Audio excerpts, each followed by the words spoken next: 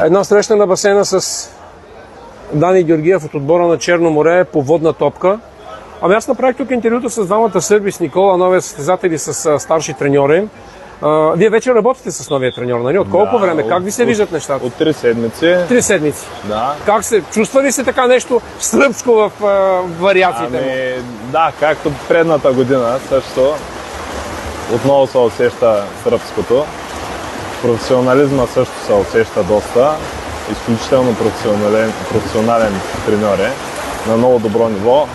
Мисля, че до сега такъв треньор не е идвал в България.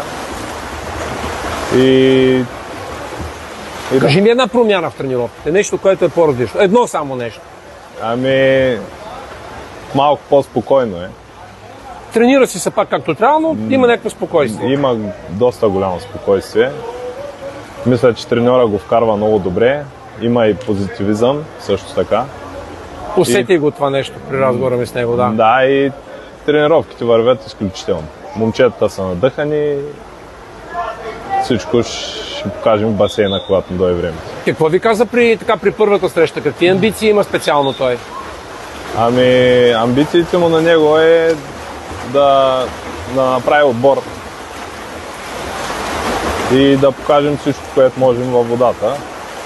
И както тази година ще ходим в Европа на Challenger Cup, иска и там да се представим много добре, както и да вземем требол тук в България. Ти така като гледаш отбора, с малки промени сте същия отбор, нали? С малки промени. Да, като изключим, че Веско и Тотев заминаха да играят в Испания, другия в Америка. Да, но привлякахме други двама, които са на много добро ниво. Предните години са играли в Испания и в Гърция. И мисля, че ще покажем всичко най-добро. Даните, колко време си водната топка? Вече 16-та година. 16-та година? Да. Човече, сериозно ли говориш? Да. И как се случи всичко? Как започна?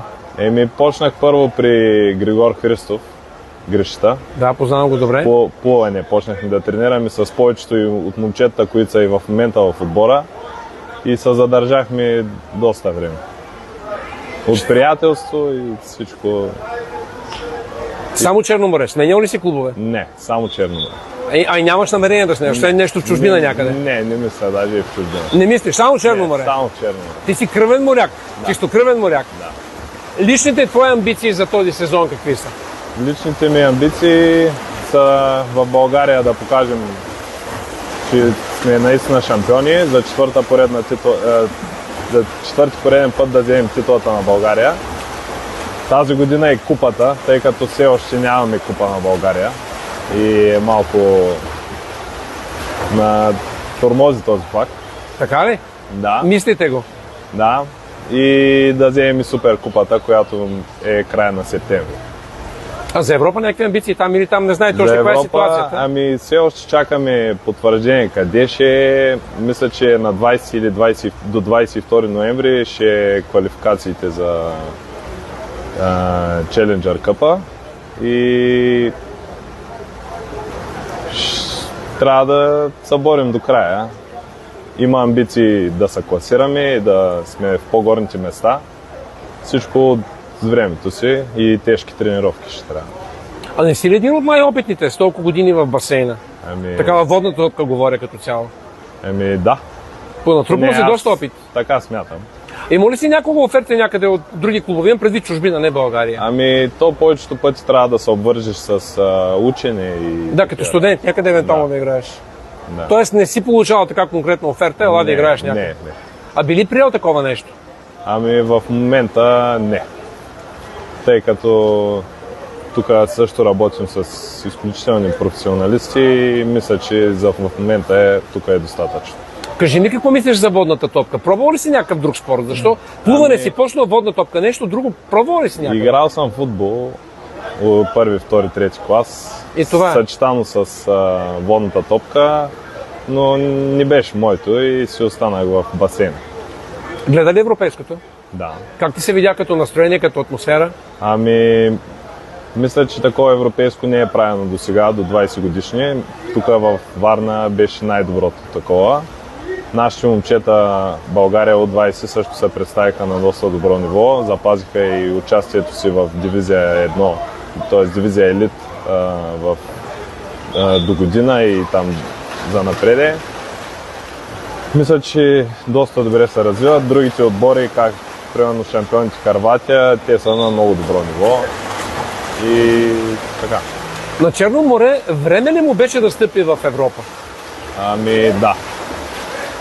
Време беше, тъй като за трети път печелим шампионата на България и вече трябва да надградим с нещо. И трябва да отидем в Европа. А мислите ли си така, че едно излизане в Европа може да е конфузно, в смисъл силни отбори, да ви побеждават, да губите с голяма разлика? Това няма ли да внесе така? Ами, то винаги има леко напрежение покрай тези факти, но трябва да се направи тази крачка, за да може и самата водна топка в България да почне да се развива и да вземат други клубове от нас пример и да започнем да излизаме по-често извън Европа на такива големи турнири. Ти ли си първото поколение ватерполисти в фамилията или има някой наследство? Ами аз съм първо, да. И ти се радва сигурно много? Еми да. Друг не е минал по този път? Не. Желая ти да си здрав. Да се представите добре в Европа и каза Треба в началото. Дай Боже. Дано. Благодаря ти.